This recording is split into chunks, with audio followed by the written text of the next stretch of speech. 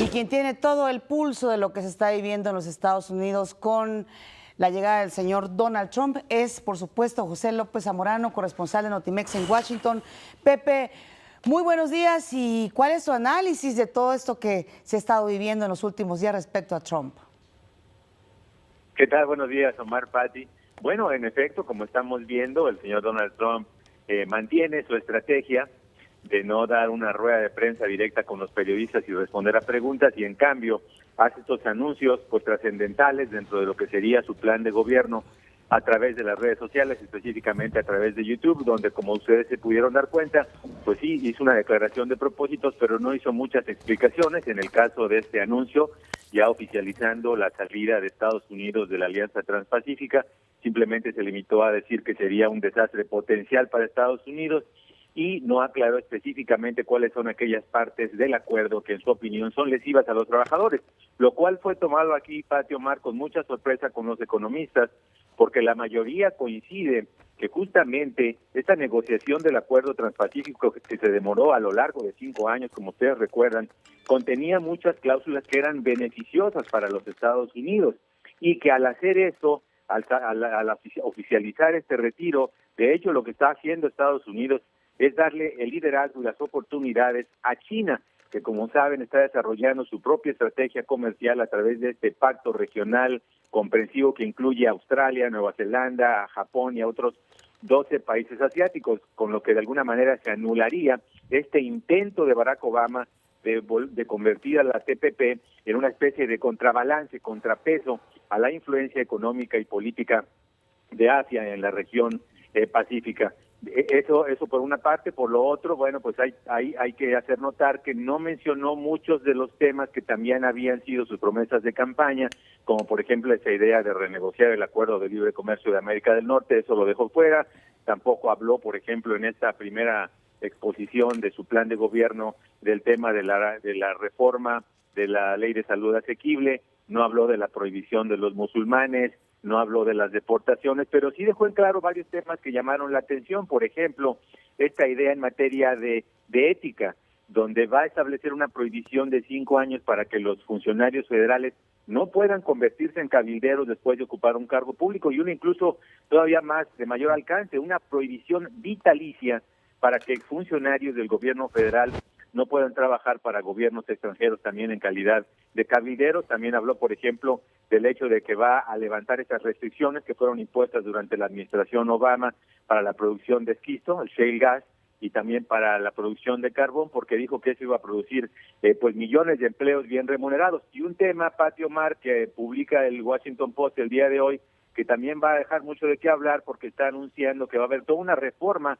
de la burocracia de los Estados Unidos, va a congelar las plazas de la burocracia federal, va a hacer revaluación de las pensiones, va a acabar con los aumentos salariales que benefician a más de 2 millones de trabajadores, va a poner trabas a ciertos negocios que pueden hacerse entre sindicatos de trabajadores y el gobierno federal. Así que está definitivamente dando un punto más claro de cuál sería este perfil de su próximo gobierno.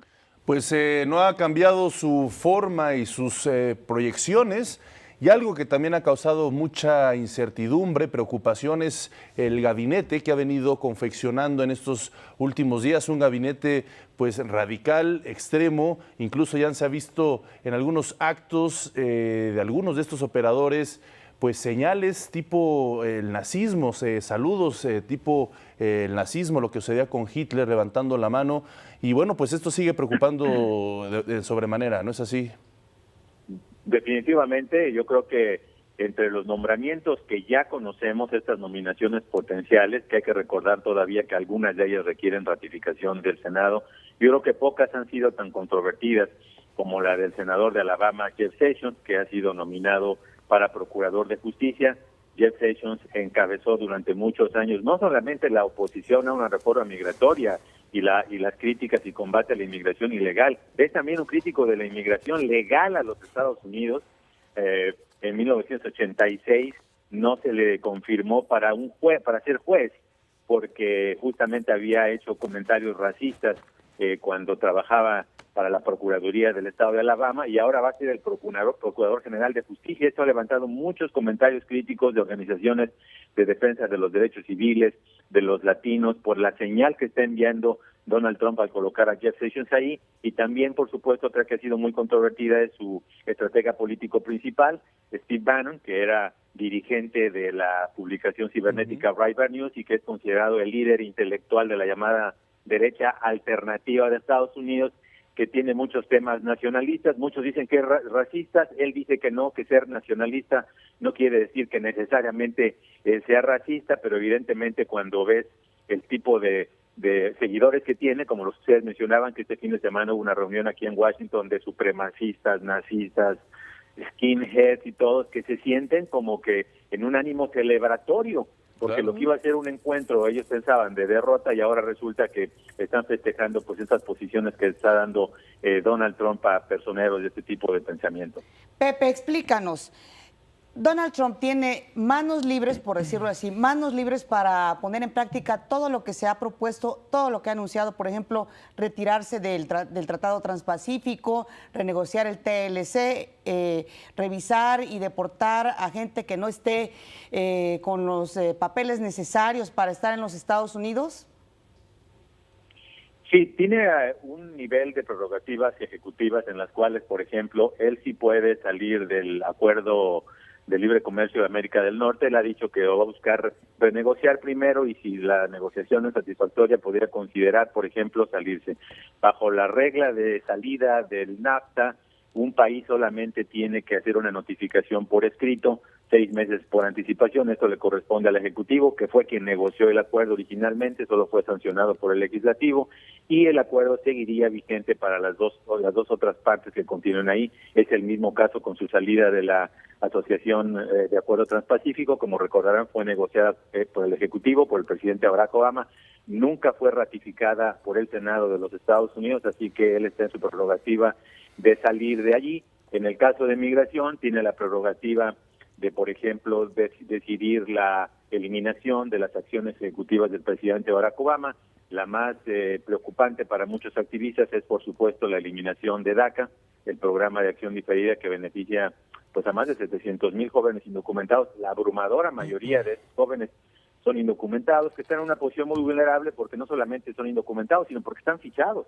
Todo el mundo sabe quiénes son, cómo se ven, dónde viven, etcétera, porque tienen permisos de trabajo y están en este momento protegidos contra la deportación. Hay otros temas en los cuales requiere participación del Congreso. Por ejemplo, creo que el tema más claro ahí es su interés por abrogar la ley de reforma de salud, el llamado Obamacare, donde evidentemente requiere participación del Congreso, porque requeriría aspectos de nuevas legislaciones y en este caso requeriría 60 votos. También, por ejemplo, si quiere aprobar su plan de estímulo económico y de creación de proyectos de infraestructura, necesita del apoyo del Congreso. Y es muy interesante en este caso, Omar, Pati, porque estamos viendo un realineamiento político en Estados Unidos. Los demócratas, que por años hicieron este plan de estímulo económico de creación de infraestructura, nunca se lo dieron los republicanos.